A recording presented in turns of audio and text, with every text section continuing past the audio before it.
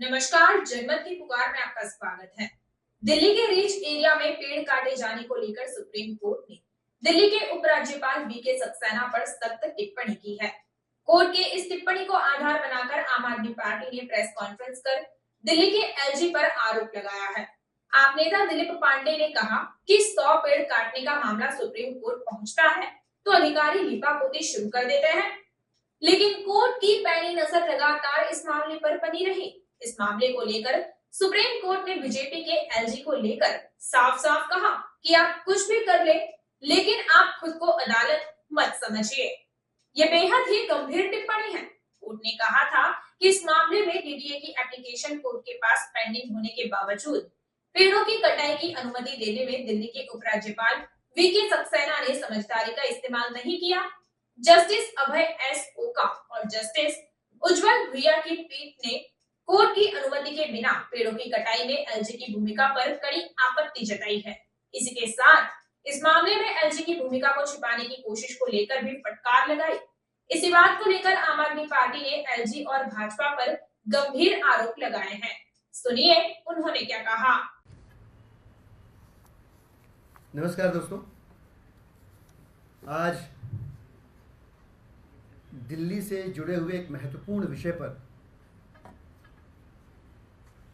Press वार्ता करने के लिए इकट्ठा हुए हैं। दिल्ली के अंदर पिछले कई हफ्तों महीनों से पेड़ों की कटाई का एक मामला आप सबकी जानकारी में है। दिल्ली के अंदर जहां दिल्ली के सरकार के अधीनस्थ पर्यावरण विभाग लगातार वर्ष प्रतिवर्ष प्रयत्नशील है कि कैसे भी करके दिल्ली का ग्रीन कवर बढ़ाया जाए, जिसमें सफलता भी मिल रही है। दिल्ली का ग्रीन कवर भी बढ़ रहा है, लेकिन हमें इस बात का भी आभास है, दिल्ली की सरकार को इस बात का भी आभास है कि अभी और ज्यादा इस प्रकार के भगीरथ यत्न करने पड़ेंगे यदि हम चाहते हैं कि दिल्ली जो राष्ट्रीय राजधानी क्षेत्र है वो आने वाले दिनों में एक ऐसा राज्य बन जाए जहां की आबो हवा में वहां के लोग सांस लेकर फख्र महसूस करें। और इस बोध के अनुसार हम निरंतर प्रयासरत भी हैं कि तभी एक मामला सामने आता है कि भारतीय जनता पार्टी और एलजी साहब की साजिश की बदौलत दिल्ली के छतरपुर इलाके में सातबड़ी गांव में लगभग 1100 कंप्लीटली मैच्योर पेड़ काट दिए जाते हैं। बड़े बड़े पेड़, 1100 पेड़ काट दिए जाते हैं और यह मामला पहुंच जाता है माननीय उच्चतम न्यायालय के पास। उच्चतम न्यायालय में मामला पहुंचा के दोष को शिफ्ट करने की कवायद शुरू हो जाती है। अधिकारी लीपापोती शुरू कर देते हैं, ब्लेम गेम और एंटी एनवायरमेंट पॉलिटिक्स शुरू हो जाती है। लेकिन सुप्रीम कोर्ट की पैनी नजर इस पूरे मामले पर लगातार बनी रही और नतीजा यह हुआ कि सुप्रीम कोर्ट को वो कहना पड़ा जो दिल्ली के सभी लोग मन ही मन में समझ रहे थे। आप देखिए, आज के प्रकाशित दर्जनों अखबारों में सुप्रीम कोर्ट ने एलजी साहब को लेकर जो टिप्पणी की है, मुझे लगता है कि एक संवैधानिक पद पर बैठे व्यक्ति को न्यूनतम से न्यूनतम इस बात का ख्याल तो जरूर रखना चाहिए कि जिस कुर्सी पे वो बैठे हैं उस कुर्सी का मान रखना उनकी जिम्मेदारी है। सुप्रीम कोर्ट ने साफ साफ कहा कि आप कुछ भी कर लें, बट आप खुद को अदालत मत समझिए। बहुत गंभीर टिप्पणी है, बहुत गंभीर टिप्पणी है। और मुझे नहीं लगता कि सुप्रीम कोर्ट ने पिछले कई वर्षों में उपराज्यपाल की कुर्सी पर बैठे किसी व्यक्ति के लिए इतनी तल्ख टिप्पणी करी है। कोर्ट साफ साफ कहता है कि इस मामले में अब लीपापोती मत करिए। कोई भी आपकी तरफ से किया गया कवरअप पर्याप्त नहीं होगा जिससे कि आप 1100 पेड़ों की कटाई को डिफेंड कर सके। लीपापोती हुई, यह बतलाने का प्रयास किया गया कि नहीं जी, इसमें तो विभाग की तरफ से, मंत्रालय की तरफ से इतने पेड़ों, हम बात कर रहे हैं 1100 पेड़ों की। रिज का इलाका है, रिज के इलाके में पहले से ही लिखा हुआ कानून है, कोई भी सरकार हो एक भी पेड़ काटने की प्रक्रिया को अनुमति दे ही नहीं सकती, संभव ही नहीं है। तो क्यों किया गया भाई ऐसा? किसके इशारे पे किया गया? और अगर यह किया गया तो इसमें क्या प्रॉफिट एंड लॉस कैलकुलेट करके किया गया निजी? ये वो सारे सवाल हैं जो दिल्ली के तमाम लोग भारतीय जनता पार्टी से और एलजी साहब से पूछ रहे हैं।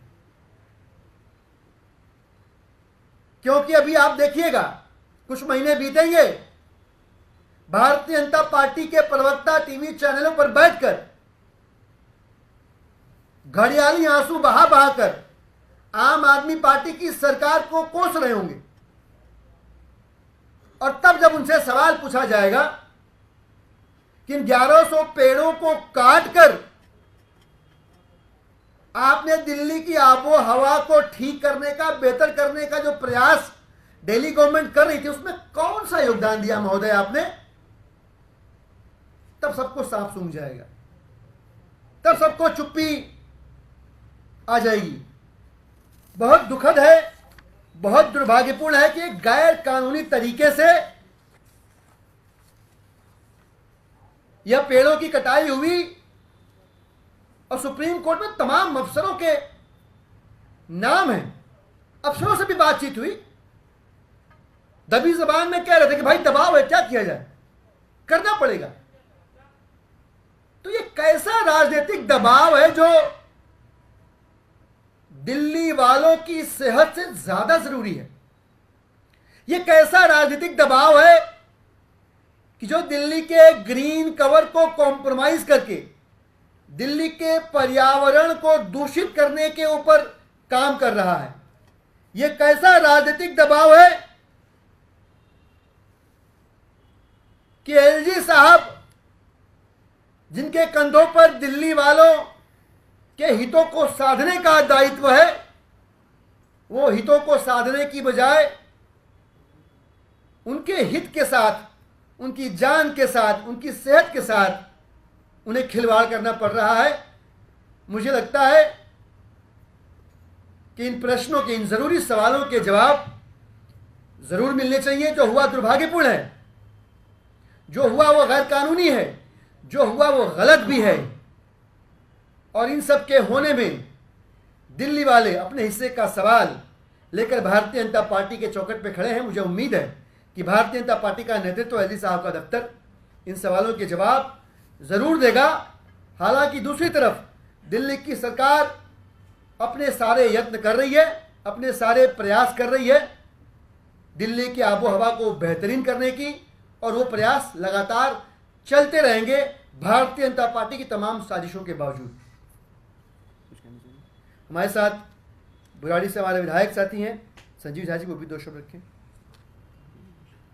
जैसा कि अभी दिलीप भाई ने विस्तार से बताया कि किस तरह से एलजी साहब ने दिल्ली के आबो हवा को और दिल्ली की लोगों की सेहत से खिलवाड़ करने की कोशिश की है। जब हम अनऑफिशियली बड़े बड़े अधिकारियों से जब हम बात किया तो कहते हैं कि हमने समझाया और हमारे समझाने के बावजूद एलजी साहब ने ये निर्णय लिया। वो तो हम लोग सुप्रीम कोर्ट का धन्यवाद करते हैं कि उनकी पैनी नज़र इस पर पड़ी और जिस तरह की तल्ख टिप्पणी माननीय सुप्रीम कोर्ट ने किया, मुझे लगता है कि हम कभी इस तरह के संवैधानिक पद पर बैठे व्यक्ति के लिए ये टिप्पणी हमने कभी नहीं सुना हो। हालांकि एलजी साहब को आदत है पावर एनक्रॉच करने की, दिल्ली सरकार के चुने हुए सरकार के पावर को तो एनक्रॉच करते ही रहे हैं। अब सुप्रीम कोर्ट के पावर को भी एनक्रॉच करने की कोशिश उन्होंने किया और यही कारण है कि सुप्रीम कोर्ट ने कहा कि अपने आप को वो कोर्ट ना समझे। बहुत क्लियरली माननीय जस्टिस ने ये कहा कि हम पहले दिन से एफिडेविट जो रखा गया उससे पता चलता है कि इसमें एलजी साहब की सहमति है, लेकिन लगातार अधिकारी उसको छुपाने की कोशिश कर रहे हैं।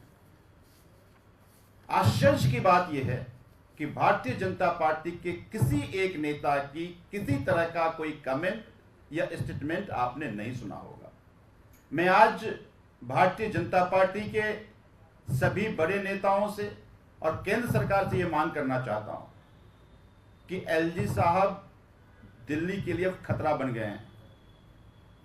तो अगर भारतीय जनता पार्टी दिल्ली को और दिल्ली के लोगों के जीवन स्तर को बेहतर देखना चाहती है तो एलजी साहब को इमीडिएटली रिजाइन करा करके दिल्ली की जनता को उनके द्वारा जो लगातार परेशान करने की कोशिश की जा रही है उससे दिल्ली जनता को बचाएं। धन्यवाद।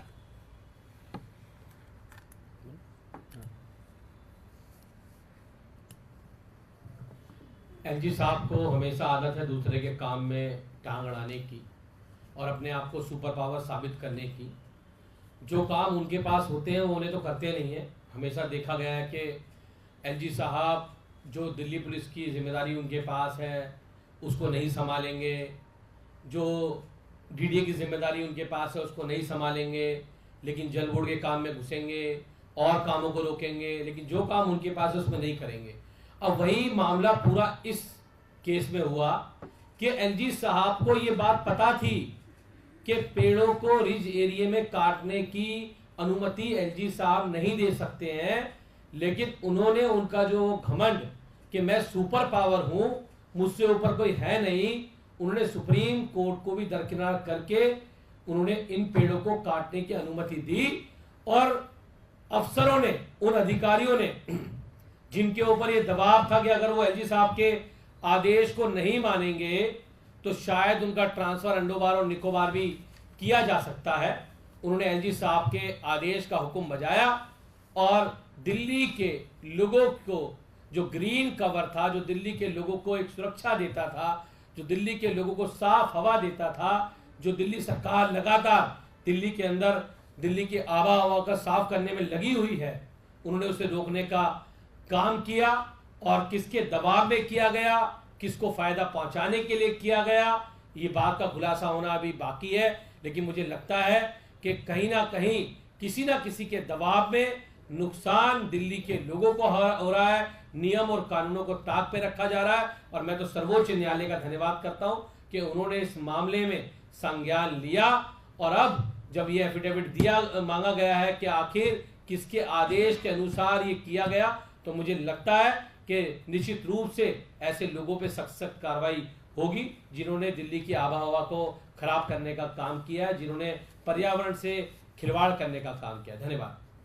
Thank you. ये आप लोगों की 3 सदस्यीय कमेटी होती है, उसमें क्या बात है? किसकी? ये दिल्ली सरकार की वो दिल्ली की सरकार के लोग उस पर अपनी बात रखेंगे। आप बताइए कुछ तो जानकारी कमेटी कर रही है। सरकार वाला भी हम भी करेंगे, पार्टी वाला भी हम भी करेंगे, वो लोग बताएंगे। वो विजिट करेंगे। अगर आपने हमारा अभी तक चैनल सब्सक्राइब नहीं किया है तो कृपया चैनल सब्सक्राइब कर लें, लाइक करें, शेयर करें, कमेंट करें तो मिलते हैं फिर किसी और खबरों के साथ। नमस्कार।